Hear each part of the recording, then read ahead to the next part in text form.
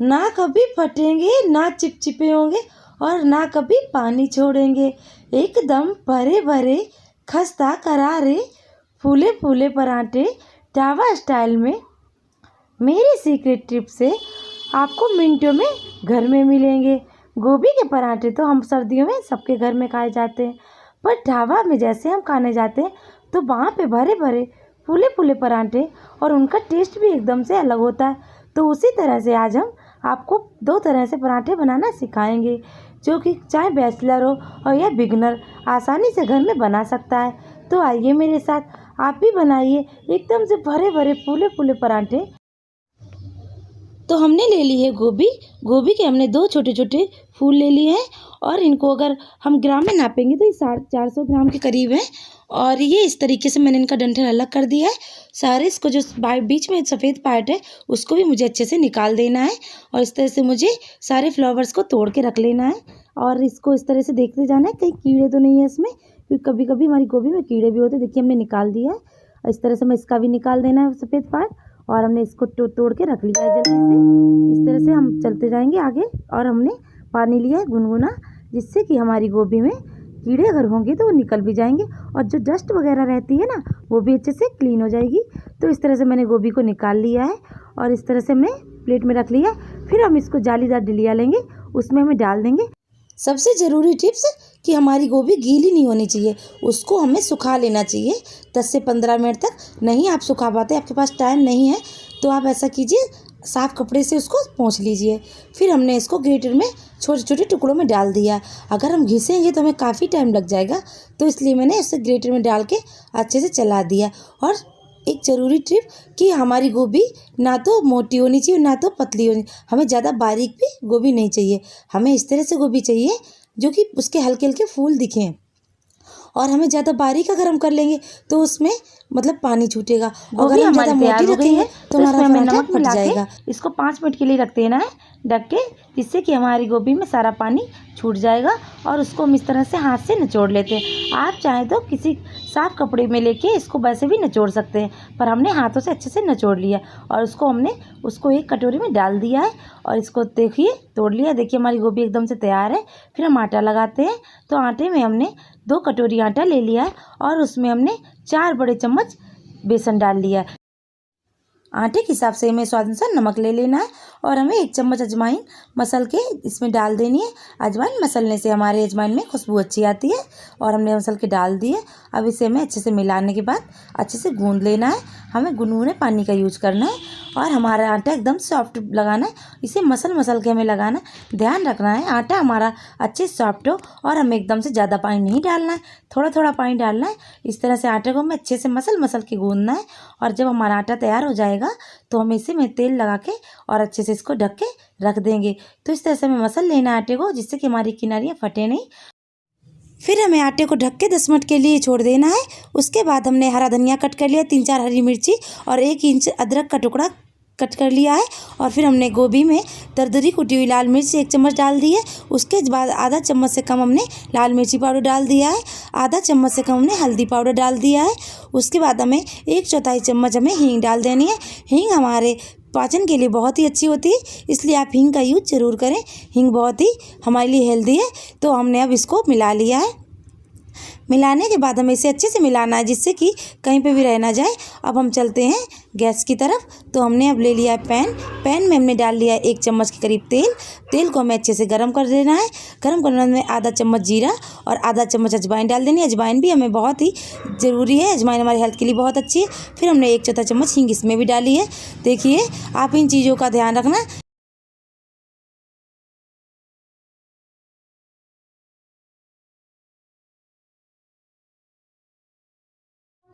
हमने डाल दी गोभी को हमें अच्छे से फ्राई कर लेना है। और आपको ध्यान देना है कि हमने हरी मिर्च जो कट के करके रखी थी वो हमने तेल में नहीं डाली है।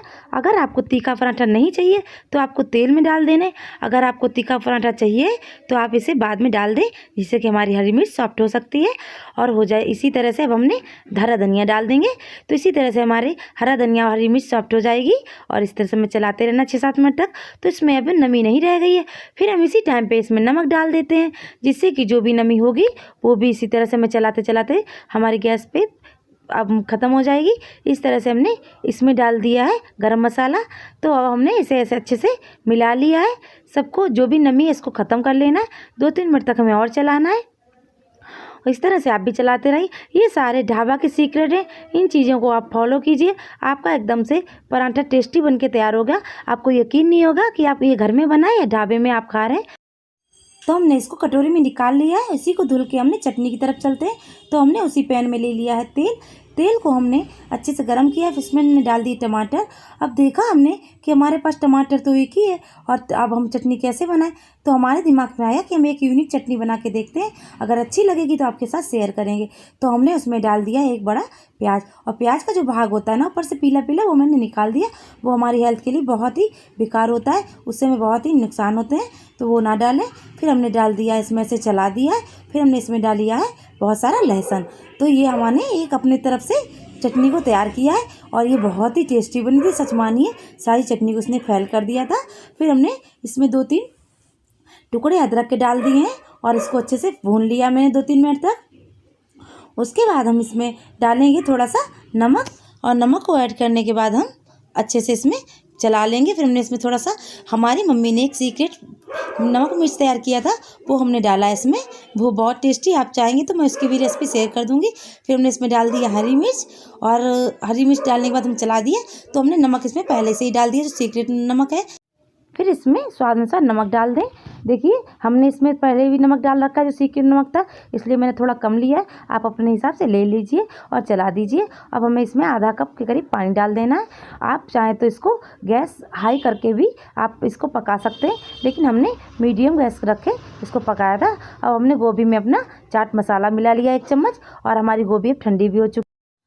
अब हम देखते हैं आटे की तरफ। आटे को हमने फिर से मसल लिया और उसमें से हमने खूब बड़ी सी लोई ले ली है, कि हमने जैसे नॉर्मल रोटी बनाते हैं उससे हमें डबल ले लेना है, क्योंकि ये पराठे थोड़े मोटे ही अच्छे होते हैं। तो इसलिए हमने डबल उसको अच्छे से मसल के हमने उस गोल गोल करके लोई बना ली है। देखिए आप इन चीज़ों पर आप ध्यान देना है, क्योंकि ढाबा वाले ऐसे ही करते हैं। फिर हमने इसको आटे में मिला लिया है। फिर हमने इसको ऐसे प्रेस करके थोड़ा बड़ा कर लिया है, और हमें इसे कटोरी साइज़ में बना लेना है। ऐसे हमें मोड़ लेना है, आप ध्यान से देखिए इस तरह से। फिर हमने इसमें मिक्सर डाल देना है चम्मच से। आप कम चाहें तो कम ले सकते हैं, ज़्यादा से ज़्यादा। मैंने तो खूब भर भर के लिया है, क्योंकि मुझे इसकी अच्छी सी प्रैक्टिस है, और आप चाहें तो आप कम ले सकते हैं। अगर आप बिगनर हैं तो इस तरह से आपको अंगूठे से दबाते हुए इस तरह से अंदर के कर दीजिए, और इसको इस तरह से फोल्ड कीजिए। और आपको ध्यान रखना है कि इसकी किनारी मतलब ज़्यादा मोटी ना बनाएं। आप इस तरह से इसे फोल्ड करके और इसको ऐसे प्रेस करके वहीं पे रख देना, और देखना है कि एकदम से बंद हो गया है ये। और इस तरह से हाथों से ऐसे प्रेस करते करते उंगलियों से हम इसे जितना बड़ा कर सकते करें। आप चाहें तो ये ऐसे कर लीजिए, और ये ऐसे करके मैंने जैसे दोनों उंगलियां आप बना के दिखा दी इस तरह से करके, तो आप कर सकते हैं। इससे हमें और भी ईजी हो जाता है, और प्रॉपर हमारा पूरा जितना भी मिक्सर है प्रॉपर पराठे में हो जाता है। जिस तरह से ढाबा ही स्टाइल बनता है, बिल्कुल इस तरह से आप बड़ा कर लीजिए। देखिए हम आपको बता रहे हैं, आप इन चीज़ों पे ध्यान दीजिए। ये सारे सीक्रेट टिप्स हैं, ये ढाबा में ऐसे ही बनाए जाते हैं। और आपको धीरे धीरे से ऐसे साइड से बेल लेना है, एक तरफ से बेलना है और दूसरी तरफ से ऐसे पलटना है। और ध्यान रखना है इसमें हल्का बेलन नहीं चलाना है, इसमें बेलन चलाना है थोड़ा वैसे दबा के, जिससे कि हमारा पराठे के मिक्सर पूरे पराठे में हो जाए। देखिए हमारा पराठा कहीं पे भी नहीं फट रहा है। आप इस तरह से बनाएंगे तो आप एकदम से प्रॉपर ढाबा की तरह पराठा ही बना पाएंगे। इस तरह से देखिए हमारा पराठा बनके तैयार हो गया है। और ये जो हल्की ग्रीन से दिख रहा है ना, जो गोभी हल्की दिख रही, मुझे ऐसे ही चाहिए, क्योंकि मतलब हल्की गोभी दिखनी चाहिए। देखिए इस तरह से दिख रहा है ना, ये देखिए हल्का हल्का सा। और इसको ज़्यादा पतला नहीं करना है। और देखिए दूसरी तरफ बिल्कुल सही है। तो जिस तरफ से हल्का दिख रहा है ना, उसी तरफ से हमें डाल देना तवे पे। तो हमने इसको डाल दिया, तवा मैंने पहले से ही गर्म कर लिया था। तो अब हमें इसको पलट देना है। पलट के बाद करने के बाद हमें इसे अच्छे से तेल लगा देना है। और तेल लगाने के बाद हमें देखिए हमारा पराठा एकदम से फूल के तैयार हो जाएगा। और इस तरह से हमने उसको पलट दिया है और थोड़ा घुमा लेना है। देखिए हमारा पराठा एक तरफ सिक गया है, इसका मतलब है इधर घूम रहा है ना, तो सिक गया है। तो हमें इसे पलट देना है। देखिए अब देखिए हमारा पराठा अभी से ही फूलने लग गया है। और हम इस पर लगा देंगे तेल। और देखिए एकदम से ढाबा स्टाइल पराठा एकदम से बन के तैयार है। और हमारा पराठा कहीं से भी फटा नहीं है, और एकदम से मस्त पराठा लग रहा है, बहुत ही टेस्टी है। आप भी इस तरह से बनाइए। आप चाहे बिगिनर हैं या आप बैचलर हैं, आप जैसे भी यहाँ बना सकते हैं और इसको हर कोई बना सकता है, बड़े इजी तरीके से बना सकता है। और इसमें ना तो घिसना है, कोई टाइम भी नहीं लगता है, बहुत आसानी से बन जाता है। मैं तो आपको सिखा रही हूँ इसलिए आपको मुझे टाइम लग रहा है, लेकिन आप बनाएंगे तो बहुत ही फटाफट 5 मिनट में बना के भी खा सकते हैं। और ये पराठा बहुत जल्दी बन के तैयार हो जाता है। ठीक है, देखिए आप गोभी को तैयार करके रख सकते हैं, बाद में भी बना सकते हैं। इस तरह से हमें दबा दबा के बना के तैयार कर लेना है। हमारा पराठा एकदम से बनके, और ये बेसन की वजह से एकदम खस्ता पराठा बन के तैयार है। और ये भी एक ढाबा का सीक्रेट होता है कि वो आटे में बेसन को ऐड करते हैं, जिससे कि इसका टेस्ट भी बढ़ता है और एकदम से करारा खस्ता पराठा बन के तैयार होता है। अब देखिए हम आपको दूसरी सीक्रेट टिप बता रहे हैं। तो इसमें ऐसे बेल लिया है हमने, बेलने के बाद उस पर हमें तेल लगा लेना है और उसमें ये मिक्सर डाल देना है। इससे भी तेल से क्या होता है कि हमारा पराठे में पूरा मिश्रण बराबर जाता है। अगर आपको बिल्कुल भी नहीं आता तो आपको बेलने में थोड़ा दिक्कत होती है, तो इस तरह से आप बनाइए तो ये भी पूरी तरह से प्रॉपर पूरे में फैल जाएगा और हमारा पूरा एकदम किनारी किनारी तक पराठे का मिक्सर पहुंच जाएगा। तो इस तरह से हमने फिर से फोल्ड कर लिया है, उसको प्रेस कर देना है। फिर हमने आटा लगाया है, फिर हमने इसे हथेलियों से ऐसे प्रेस कर देना है। जितना आप बड़ा कर सकते हैं हथेलियों से उतना आप बड़ा कर लें पराठे को। इस तरह से प्रेस करते जाना है, प्रेस करते जाना है। अब इसको हम बेल लेते हैं। इस तरह से आप भी बेल लीजिए आटा लगा के सूखा, और इस तरह से बेल लेना है। देखिए हम घुमा घुमा के बेलें, लेकिन आप किनारों से साइड से ही बेलें और धीरे धीरे बेलें। लेकिन एक बात का इसका ध्यान रखना है कि आपको दबा के पराठा बेलना है, आपको हल्के हाथों से नहीं चलाना है। हल्के हाथों से चलाएंगे तो पराठा हमारा फटने का भी डर होता है और इसके अंदर का मिश्रण वो भी किनारे तक नहीं पहुँचेगा। इसलिए आप इसे प्रेस करके ही चलाएं। ठीक है, इतना ध्यान रखना है। ये सब हम आपको ढाबा के ही सीक्रेट बता रहे हैं और इस तरह से आप फॉलो करेंगे तो आप बहुत ही बेहतरीन पराठा तैयार कर पाएंगे। चाहे आप एक पहली बार बना रहे हैं फिर भी आपको बहुत ही अच्छा पराठे का टेस्ट मिलेगा और एकदम से प्रॉपर बिना फटे हुए पराठा भी तैयार कर लेंगे। ठीक है, तो हमने इसको भी डाल दिया है, फिर हमने इसको पलट दिया है और इसमें अच्छे से मैंने तेल लगा लिया है। तेल की जगह आप देसी घी भी लगा सकते हैं, उसका एक अच्छा सा ही टेस्ट आता है। तो ढाबे में देसी घी तो कोई नहीं लगाता, लेकिन इसीलिए मैंने देसी घी नहीं लगाया है। और आप चाहें तो इसको लगा सकते हैं और इसका स्वाद दोगुना बढ़ा सकते हैं। और हमें एक अच्छा और यूनिक पराठा बना के तैयार कर लेना है। देखिए हमने इसको पलट दिया है और फिर से हमें इसमें तेल लगा देना है। तेल को हम लगा रहे हैं और देखिए हमारा पराठा फूलता जा रहा है ना ढाबा स्टाइल पराठा। आप बताइए कैसा लग रहा है आपको ये पराठा, और आप कहाँ से मेरी रेसिपी को देखते हैं आप हमें कमेंट करके बताइए। और ये हमारी रेसिपी आपको कैसी लगती है आप ये भी बताइए। तो आप हमें सपोर्ट कीजिए, हमारे चैनल को सब्सक्राइब कीजिए, कमेंट कीजिए, लाइक कीजिए, और जिससे कि हमें बहुत ही हिम्मत मिलती है। हम नई नई रेसिपी लाने की आपके लिए कोशिश करेंगे।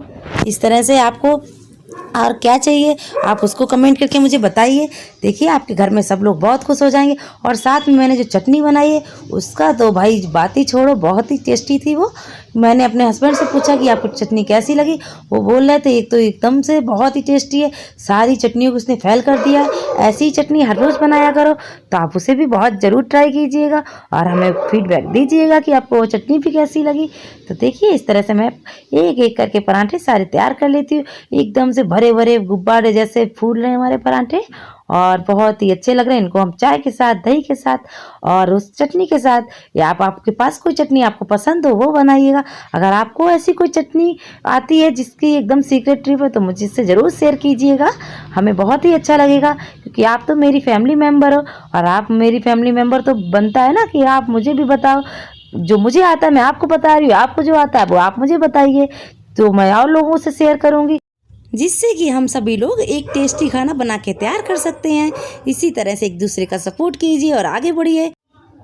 तो हमने अपनी चटनी का जो मिश्रण बनाया था वो हो गया है ठंडा। अब हमने उसे डाल दिया है मिक्सर जार में और उसको भी हमें फाइन पेस्ट बना के तैयार कर लेना है। तो देखिए हमने एक एक पराठे को फूल फूल के तैयार कर लिया है। ये आप भी देख रहे हैं हर पराठा हमारा फूल रहा है। इस तरह से बनाएंगे तो आपके भी सारे पराठे फूल फूल के बनेंगे। और देखिए हमारे एकदम से खस्ता भी पराठे हैं, क्योंकि हमने इसमें डाला है बेसन की वजह से ये बहुत ही खस्ता हो रहे हैं। तो इस तरह से हमने एक एक पराठे को सेक लिया है और इनको निकाल लेते हैं। अब हम प्लेट में चलते हैं हम सर्व करने की तरफ। तो देखिए हमने पराठे को निकाल लिया है और इस तरह से आप भी खाइए और एंजॉय कीजिए और सर्दियों का भरपूर मज़ा लीजिए। तो हमने कटोरी में डाल ली है चटनी।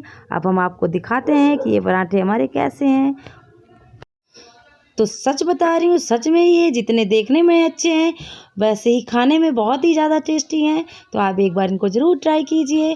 देखिए तो मैं आपको दिखा रही हूँ कि हमारा मिश्रण पूरा कोने-कोने तक पहुँचा हुआ है इसमें। तो इस तरह से मैं आपको देखिए मैंने पूरा पराठा खोल के आपको एक बार दिखा रही हूँ। देखिए पूरे में हमारा प्रॉपर कोने-कोने तक गया है। इस तरह से आप भी बनाइए और ऐसा ही पराठा खाइए और सबकी तारीफ़ पाइए। सच बता रही हूँ आपकी तारीफ़ सब लोग करते थकेंगे नहीं। अब मैं आपको दूसरा भी पराठा दिखा देती हूँ।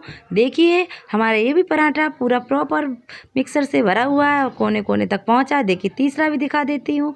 इस तरह से मैं आपको दिखा रही हूँ जिससे कि आप एक बार मेरे पे विश्वास कीजिए और आप इसे ट्राई कीजिए और अपना फीडबैक मुझे दीजिए कि आपके घर में सबका रिएक्शन कैसा रहा, सबको ये पराठे कैसे लगे। प्लीज़ मेरे चैनल को सब्सक्राइब कीजिए, लाइक कीजिए, कमेंट कीजिए। Thanks for